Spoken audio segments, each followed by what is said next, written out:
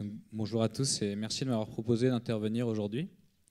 Donc, comme on vient de le dire, j'interviens au nom d'une association qui s'appelle Au Captif La Libération et donc qui effectivement rencontre et accompagne des personnes de la rue à Paris, donc personnes de la rue en situation de grande exclusion, situation de précarité ou de prostitution. Ma fonction actuelle est la coordination des actions en direction des personnes en situation de prostitution. Je ne suis donc pas un expert de la GPA, et ce n'est pas à ce titre que j'interviens aujourd'hui, mais je suis venu vous parler aujourd'hui de la prostitution afin de réfléchir aux mécanismes qui s'opèrent dans le phénomène prostitutionnel et de voir s'il peut y avoir des ressemblances avec les mécanismes qui peuvent s'opérer dans la GPA. Ceci étant dit, mon propos n'est pas de faire des assimilations caricaturales, puisqu'il s'agit de choses différentes, mais plutôt de réfléchir en termes de mécanismes de contrainte et de fondements anthropologiques à ces deux phénomènes. Quelques mots d'abord sur l'association. Elle a été fondée il y a plus de 30 ans par un prêtre du diocèse de Paris qui s'appelle le Père Patrick Giros, qui s'appelait Père Patrick Giros, qui était touché par la double injustice que subissaient les personnes de la rue. Injustice sociale et matérielle, sans doute la plus évidente peut-être, mais également injustice spirituelle. En effet, une personne en situation d'exclusion reste une personne à part entière et ses besoins fondamentaux ne sont pas uniquement des besoins matériels. Le nom Au Captif La Libération est assez original. C'est d'abord une citation de la Bible. Il porte l'idée que la rue, l'exclusion ou la prostitution, est source de captivité. Mais les captifs, ce ne sont pas seulement les personnes de la rue, nous sommes tous captifs, de manière moins visible d'abord, mais peut-être plus profonde. Captifs d'un confort social, de normes qui nous empêchent de rencontrer librement nos frères en grande exclusion et de les regarder comme des personnes à part entière, et non simplement comme des SDF ou comme des prostituées. Et ce sont la rencontre, le lien, qui sont des chemins de libération. Aujourd'hui, environ 50 salariés et 250 bénévoles font des tournées rues hebdomadaires à la rencontre de ces personnes. Ces personnes ont ensuite la possibilité de poursuivre le lien créé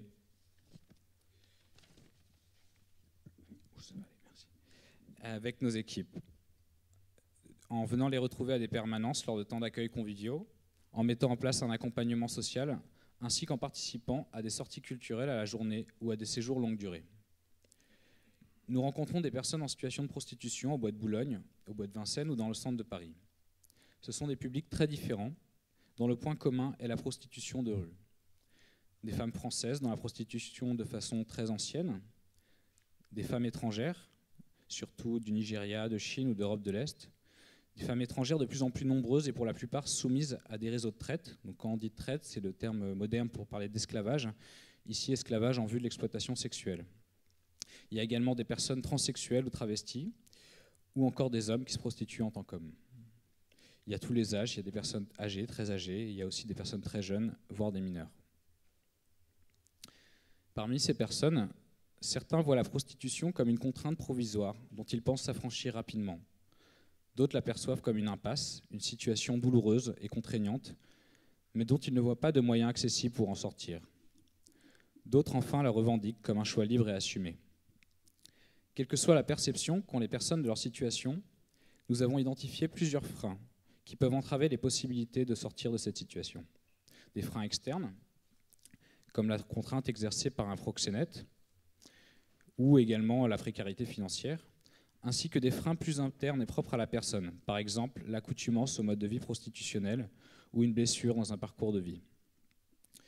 Il y a des débats autour de la prostitution qui se cristallisent régulièrement, et notamment autour du projet de loi qui va bientôt revenir dans l'actualité, donc vous allez à nouveau en entendre parler. Pour faire très court, ces débats opposent ceux qui cherchent les moyens de combattre le phénomène et ceux qui proposent de l'encadrer légalement. Notre association a formulé un positionnement qui n'a pas une finalité idéologique, mais cherche à relayer les témoignages et la réalité des personnes qu'elle rencontre. Le cœur de notre approche est la notion de personne. La personne humaine est complexe. On peut distinguer 3 dimensions chez elle. Il y a d'abord le niveau corporel, celui de nos 5 sens qui appréhendent le monde, par l'odorat, la vue, etc. Le niveau psychique qui recouvre la mémoire et les sentiments. Enfin, le niveau spirituel, où se joue la liberté humaine, l'intelligence et la volonté qui permettent d'agir. Ces 3 dimensions, corps, cœur, esprit, sont unifiées en l'homme. Un acte humain mobilise toujours les 3 niveaux de profondeur. Et ces 3 dimensions en font sa richesse, son unicité, comme sa dignité inaliénable. Or, dans la prostitution, ce que nous disent les personnes qui la pratiquent, pour avoir un rapport sexuel avec une personne que je ne désire pas, que je n'ai pas choisie, souvent que je ne connais pas, je dois opérer une séparation entre mon corps et mon moi profond, pour que mon esprit se distancie de mon corps au moment de l'acte. Cela est nécessaire pour accepter le rapport. Mais comme on l'a vu, on ne peut pas séparer les dimensions unifiées dans la personne humaine. Le clivage qui s'opère est donc source de morcellement. L'acte engage l'intimité des protagonistes, donc la personne qui se prostitue et le client, mais celles-ci veulent éviter d'engager leur dimension affective. Ce clivage est donc source de souffrance et laisse des traces sur la personne. Il me semble qu'on peut faire ici le lien avec la gestation par autrui.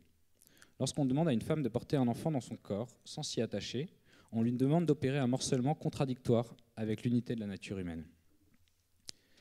Comme pour la GPA, l'argument philosophique de ceux qui demandent la réglementation de la prostitution est le respect de la liberté de disposer de mon corps. Il distingue la prostitution libre de la prostitution forcée. C'est un point important, car dans notre approche qui se centre sur la personne, la liberté est fondamentale. Mais de quelle liberté parle-t-on ? On a vu qu'il y avait plusieurs raisons récurrentes qui entravaient la possibilité de sortir de la prostitution, parmi lesquelles la précarité financière, qui sont généralement aussi les raisons qui ont conduit à la prostitution. Même s'il n'y a pas de contrainte exercée par un tiers, par un proxénète, il y a beaucoup de chances que si une autre alternative à la prostitution avait été proposée, celle-ci n'aurait pas été vue comme un unique recours. La question est donc plutôt comment nous nous mobilisons collectivement pour que la prostitution ne semble jamais l'unique recours que notre société propose.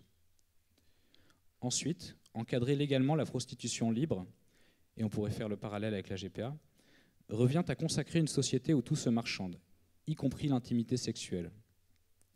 Un monde dans lequel la domination du plus riche s'immisce à tous les niveaux. Enfin, il y a une forme de naïveté dans l'idée d'une séparation claire de la prostitution libre d'un côté et de la prostitution forcée de l'autre, avec la perspective d'un encadrement légal, propre, entre guillemets, dans des maisons closes, des sex centers, etc., qui empêcherait la mainmise des réseaux et de la prostitution illégale. Car les pays qui ont fait le choix de la réglementation de la prostitution, comme l'Allemagne, sont ceux où le phénomène explose. L'Institut de statistique allemand parle de 400 000 personnes, tandis que les chiffres officiels en France stagnent entre 20 et 40 000. Même s'il faut être très prudent avec ces chiffres, car la prostitution est par définition très difficilement quantifiable, la différence de rapport est telle qu'elle signifie quelque chose dans la réalité. Très majoritairement, les personnes qui se prostituent en Allemagne sont des femmes étrangères, notamment des pays d'Europe de l'Est.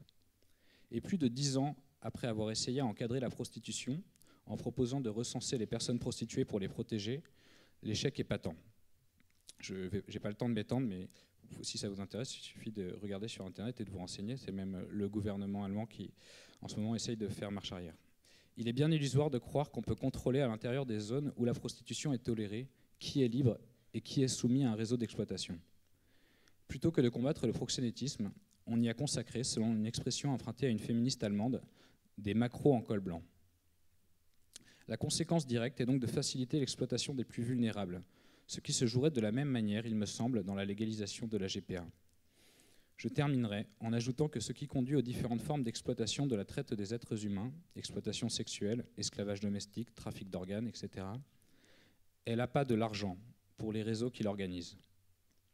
La clé utilisée par tous les exploitants est le système de la dette.